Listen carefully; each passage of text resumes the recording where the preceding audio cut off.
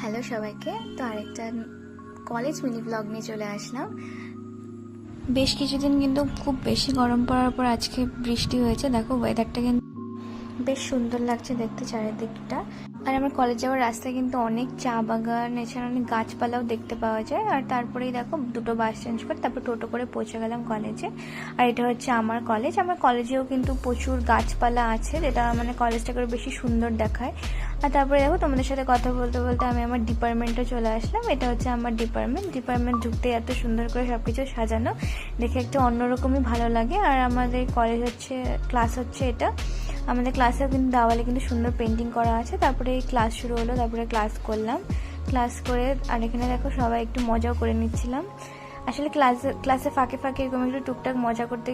আর আমরা কিন্তু কলেজের সেই স্টুডেন্টদের মধ্যে বসি যারা সবসময় আগে গিয়ে লাস্ট বেঞ্চটা খোঁজে।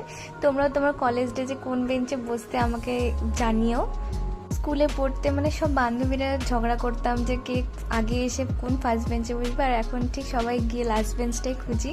আর দেখো বাকি সবাইকেও বাকি ওরাও একটু বলছিল যে আমার মিনি ব্লগসে নাকি ওরা আসবে, তো ওদেরকে একটু দেখিয়ে দিলাম। এসব মজা তো টুকটা চলতেই থাকে। তো দেখো তারপরে আমাদের ক্লাসটাও শেষ হয়ে গেল। ক্লাসটা অলমোস্ট 1 ঘন্টার মতো ছিল। অ্যাটেন্ডেন্স দিয়ে তারপরে বেরিয়ে গেলাম কলেজ থেকে। আজকে আর সেরকম কোনো ক্লাস ছিল না। তো দেখো আবার আসার সময় ফেরার সময় এত রোদ উঠে গেছিলো যে বলারই বাইরে। তারপরে বাস ধরে এত সুন্দর একটা প্রকৃতি, কোন নদী হতে পারে তোমরা একটু গেস করে আমাকে জানিও।